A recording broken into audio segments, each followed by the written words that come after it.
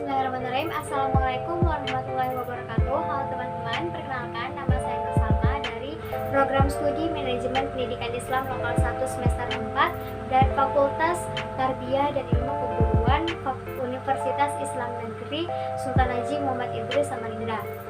Baiklah, di video saya kali ini saya akan membahas mengenai manajemen pendidikan Islam. Apa sih itu manajemen pendidikan Islam? Bagaimana pengertiannya? Apa-apanya saja prinsip-prinsip dalam manajemen pendidikan Islam itu?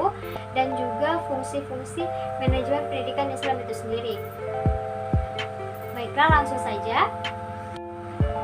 Akhir-akhir ini manajemen sebagai ilmu begitu populer sehingga banyak kajian yang difokuskan pada manajemen, baik berupa kuliah, seminar, pelatihan maupun pembukaan program studi manajemen yang meliputi manajemen ekonomi, manajemen sumber daya, maupun manajemen pendidikan dan manajemen lain sebagainya lagi dan masih banyak lagi.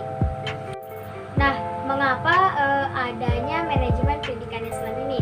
Kenapa awal mulanya manajemen ini hanya populer di bidang bisnis dan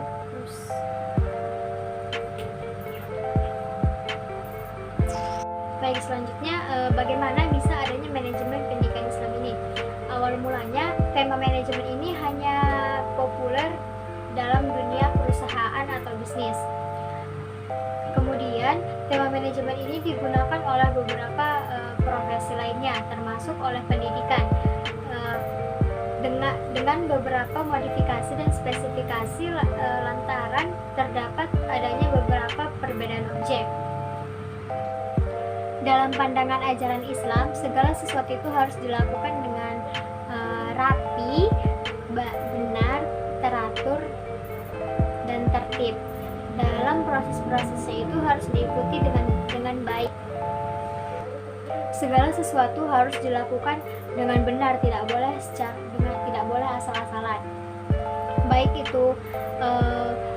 itu urusan kecil maupun urusan yang besar, dalam bingkai manajemen itu harus dilakukan dengan baik dan teratur demi tercapainya tujuan yang efektif dan efisien. Baik, selanjutnya manajemen merupakan sebuah proses seseorang ketika mengatur sesuatu, baik yang dikerjakan secara individu maupun kelompok. Ilmu manajemen ini kerap kali dikaitkan dengan kehidupan bisnis, padahal ilmu ini bisa diterapkan dalam berbagai bidang dan memberikan banyak manfaat untuk kehidupan sehari-hari maupun kehidupan yang lainnya. Nah, kata manajemen ini sendiri berasal dari bahasa Inggris yang yakni manage, yang artinya mengatur, merencanakan, mengelola, mengusahakan, dan memimpin. Manajemen merupakan suatu seni di dalam proses dan ilmu pengorganisasian. Dengan kata lain, manajemen ini adalah sebuah seni untuk mengatur sesuatu, baik orang maupun pekerjaan dalam suatu organisasi. Nah, sedangkan secara etimologi atau secara bahasa, manajemen ini diambil dari bahasa Prancis kuno yakni management, yang berarti seni dalam mengatur dan melaksanakan. Manajemen juga dapat didefinisikan sebagai upaya perencanaan, pengkoordinasian, pengorganisasian, dan pengontrolan sumber daya untuk mencapai sasaran secara efektif dan efisien. Nah, di dalam ilmu manajemen ini, kalian juga harus perlu mengetahui bahwa adanya manajemen pendidikan Islam. Sesuai dengan namanya, manajemen pendidikan Islam ini mengelola lembaga pendidikan berdasarkan tuntunan agama Islam. Manajemen pendidikan Islam juga memiliki ciri yang membedakannya dengan yang lain. Begitu juga dengan fungsinya. Ada manfaat tersendiri yang diberikan manajemen pendidikan Islam kepada masyarakat itu sendiri. Manajemen pendidikan Islam adalah suatu proses pengelolaan lembaga pendidikan Islam secara islami dengan cara menyiasati sumber-sumber belajar dan hal-hal lain terkait untuk mencapai tujuan pendidikan Islam secara efektif dan efisien. Nah, selanjutnya tujuan dari manajemen pendidikan Islam itu sendiri. Tujuan dari manajemen pendidikan Islam ini adalah agar segenap sumber, peralatan, ataupun sarana yang ada dalam suatu organisasi tersebut dapat digerakkan sedemikian rupa sehingga dapat menghindarkan sampai tingkat seminimal mungkin segenap pemborosan waktu, tenaga, material, dan uang guna mencapai tujuan organisasi yang telah disusun secara rapi dan teratur. Nah, beberapa banyak muncul pertanyaan mengenai apa sih perbedaan manajemen pendidikan Islam dengan manajemen pendidikan lainnya. Misalnya nih,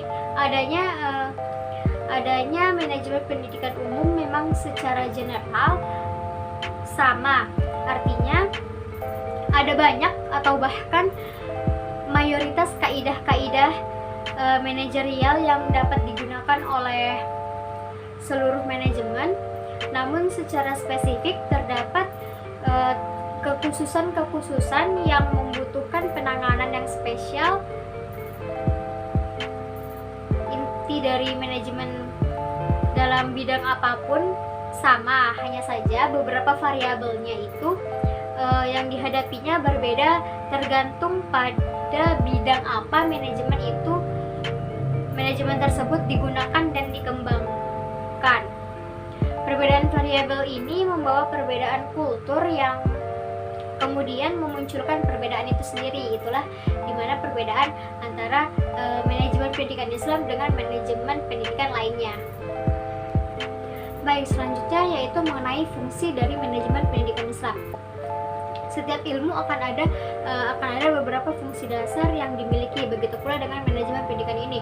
Terkhusus untuk manajemen pendidikan Islam ini memiliki 4 fungsi dasar. Yang pertama yaitu perencanaan, yang kedua fungsi pengorganisasian, yang ketiga fungsi pengarahan, dan yang keempat fungsi pengontrolan. Masuk ke fungsi yang pertama yaitu fungsi perencanaan atau planning. Perencanaan ini menjadi pondasi awal dalam menentukan segala langkah yang akan dijalankan ke depannya nanti. Melalui perencanaan matang, seseorang bisa menentukan tujuan dan strategi yang tepat untuk kegiatan mereka yang akan datang nanti. Dengan membuat perencanaan, kalian juga bisa meminimalisir kerugian yang akan kalian hadapi nantinya. Begitu juga dalam manajemen pendidikan Islam diperlukan adanya planning atau perencanaan yang tepat. Selanjutnya yaitu fungsi yang kedua, yaitu pengorganisasian atau organizing. Setelah melakukan perencanaan di awal tadi, fungsi selanjutnya adalah pengorganisasian. Fungsi ini juga meliputi penentuan fungsi, hubungan, dan struktur. Fungsi berupa tugas-tugas yang dibagi ke dalam fungsi garis, staf, dan fungsional. Hubungan ini terdiri atas tanggung jawab dan wewenang memperlancar strukturnya dapat horizontal maupun vertikal. Berikutnya yaitu fungsi yang ketiga, yaitu pengarahan atau directing.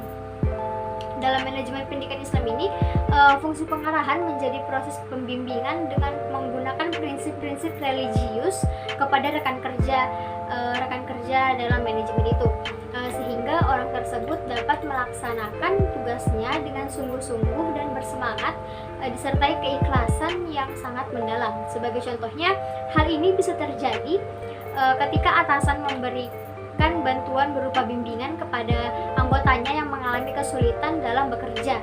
Dengan arahan tersebut bisa menimbulkan suasana yang semakin menyenangkan. Nah, selanjutnya fungsi yang terakhir yaitu fungsi pengawasan atau controlling. Selain itu, metode yang digunakan merupakan metode yang manusiawi, menjunjung martabat manusia. Fungsi pengawasan juga melakukan penilaian dan pengawasan terhadap segala hal yang dilakukan anggota organisasi sehingga dapat diarahkan ke jalan yang benar sesuai dengan tujuan awal yang telah ditentukan dengan efektif dan efisien. Nah, dengan diberlakukannya manajemen pendidikan Islam ini, maka dapat mempermudah tercapainya tujuan pendidikan Islam secara efektif dan efisien. Karena dengan adanya manajemen pendidikan Islam ini, kegiatan pendidikan dan prosesnya dapat terencana, terorganisir, terarah, dan sekaligus juga dapat terawasi dan terevaluasi dengan baik dan benar.